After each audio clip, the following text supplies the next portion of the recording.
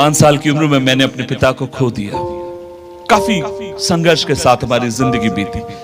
एक दिन की बात है, मैं इस कहानी को हर जगह बोलता हूँ। एक दिन की बात है, मुझे मेरी माँ अपने पास बुलाती है और बुलाने के बाद उसने मुझे 1 रुपए दिया। 1 रुपए देकर मुझसे कहती है, किशोर एक काम करना, 50 पैसे का तू नारियल का तेल लेकर आना। मुझे एक हाथ में एक तेल की बोतल देती है, छोटी सी कुप्पी देती है। उस समय नारियल का तेल खुला मिलता था और वो कहती, किशोर 50 पैसे का तू नारियल का तेल लेकर आना।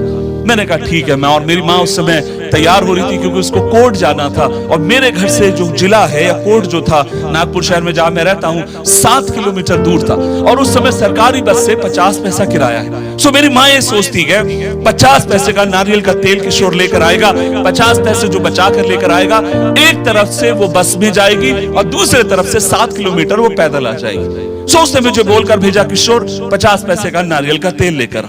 मैं तेल लेने के लिए गया और मेरे को याद है जब तेल वाला व्यक्ति उसमें नाप रहा था तेल, और उतने में मेरी नजर वहां पर एक मर्तबान रखा हुआ था, कांच का, एक बरनी मराठी में कहते हैं, बर्तमान रखा हुआ था। उस कांच के मर्तबान के भीतर एक मिठाई रखी थी। उस समय तक मैं बेकरी में काम नहीं करता था। मैंने उस दुकानदार से मैंने बोला, भाऊ ये क्या है? मैंने उससे पूछा मराठी में, भैया ये क्या है? और तब उसने मेरे से बोला, उसका नाम मोहन था, उसने बोला, किशोर तेरे को मालूम नहीं है ये केक है। मैंने बोला, भैया ये कैसे लगता है? और आप विश्वास नहीं करेंगे, उस समय तक मैंने कभी केक नहीं खाया था। उसने मुझे बोला ये मीठा लगता है। मैंने कहा अच्छा। मैंने बोला, भैया ये सही में मीठा लगता है? बोले हाँ किशोर। मैंने कहा भैया कितने का है? उसने कहा 25 पैसे का। मेरे मन में आया मैं केक खा लेता हूं, लेकिन मेरे मन में ये भी मेरे को मालूम था, मां ने मेरे से स्ट्रिक्टली बोला है 50 पैसे लेकर आना। मैंने उस व्यक्ति से बोला, भैया और क्या क्या है? मीठा लगता है, क्या क्या उसके अंदर? मेरे अंदर जिज्ञासा जाग रही थी। तब उसने बोला, किशोर ये जो केक है ना, ये जो मिठाई है, एक स्पेशल मिठाई है, ये सिर्फ और सिर्फ जन्मदिन के दिन खाई जाती है। मैंने कहा ठीक है। मैं एक हाथ में 50 पैसे लेता हूं, एक हाथ में तेल की बोतल 50 पैसे का तेल डाल चुका था और वो लेकर मैं अपने घर की तरफ आ रहा हूं। और लेकिन मन के भीतर घूम रहा है केक। और उसने क्या कहा था? ये विशेष जन्मदिन के दिन खाया जाता है। और जैसे ही मैं अपने घर में घुसने के लिए हुआ, मेरे को याद आया, बल्ले बल्ले बल्ले, आज तो मेरा जन्मदिन है। वो दिन 29 जनवरी था, वो दिन मेरा जन्मदिन था। मेरे को याद आया, उसने कहा ये जन्मदिन के दिन केक खाते हैं। मैं घर में ना घुसकर मैं 50 पैसे लेता हूं, बोतल लेता हूं, वहीं से दुकानदार के पास दौड़ गया। अब मेरे से रहा नहीं जा रहा क्योंकि जन्मदिन के दिन वो केक खाते हैं। मैंने उसको बोला, भैया 25 पैसे वाला केक दे दो।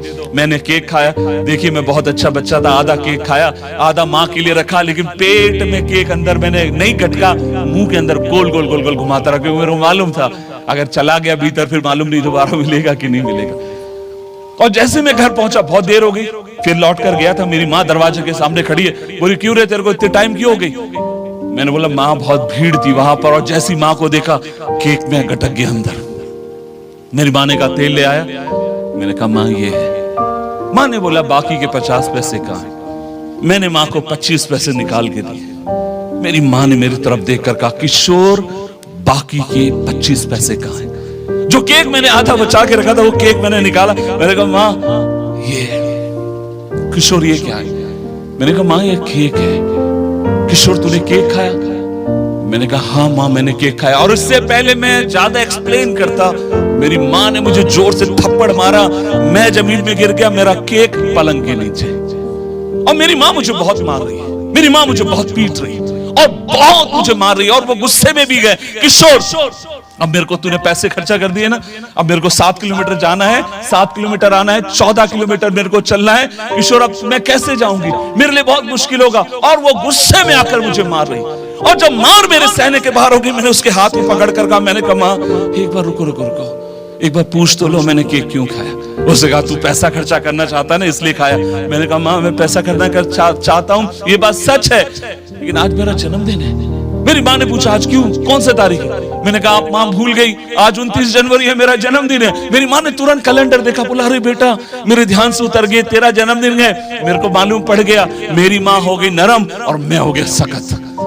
मेरी माँ कह रही अरे मेरे राजा, अरे मेरे बाजा, अरे मैं राजा बाजा क्यों सुनेगा? मैंने कहा माँ अच्छी माँ नहीं हो, जन्मदिन के दिन मुझे केक नहीं दिया, मुझे मारा पीटा। मेरी माँ लगभग मुझे आधा घंटे तक समझाते रहे, मैं मानने के लिए तैयार नहीं। मैं रो रहा था, लेकिन सच कहूं मेरी नजर केक की तरफ ही थी। मैंने कहा माँ को जाने दो, अब तो केक दूंगा नहीं मैं। और वो जो बहुत मार रही है, मारने के बाद वो अंदर चलेगी। मैं वहां बैठा हूं, लेटा हुआ था, रो रहा था और रो भी रहा था, नजर भी केक पे गड़ा कर था। कुछ देर के बाद मुझे स्मेल आती है मिट्टी के तेल की, केरोसिन की। उस समय हम लोग घर में मिट्टी का तेल इस्तेमाल करते हैं। मैंने बोला ये स्मेल कहां से आ रही है, और वो स्मेल बहुत तेजी से बढ़ रही है और मैं अपनी माँ की आवाज को भी सुन सकता हूं। मुझे लगा मेरी माँ अंदर गुस्सा हो रही है, इसलिए वो चिल्ला रही होगी।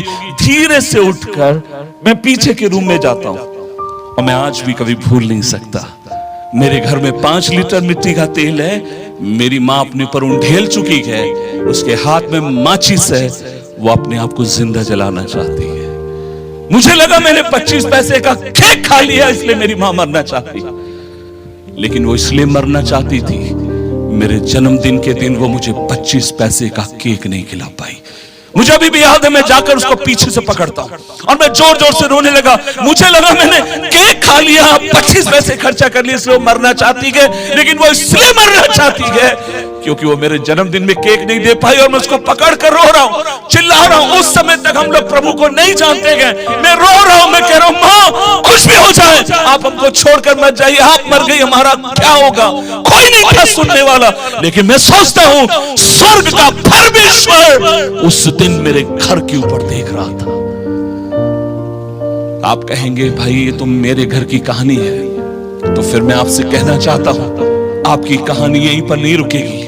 आपकी आगे की कहानी का भाग यह है, परमेश्वर आपके बच्चों को उठाकर खड़ा करने के लिए विश्वास योग्य परमेश्वर है। आप ताली बजा सकते हैं परमेश्वर के लिए। क्यों? क्योंकि वह अनाथों और विधवाओं की सुधि लेने वाला परमेश्वर है।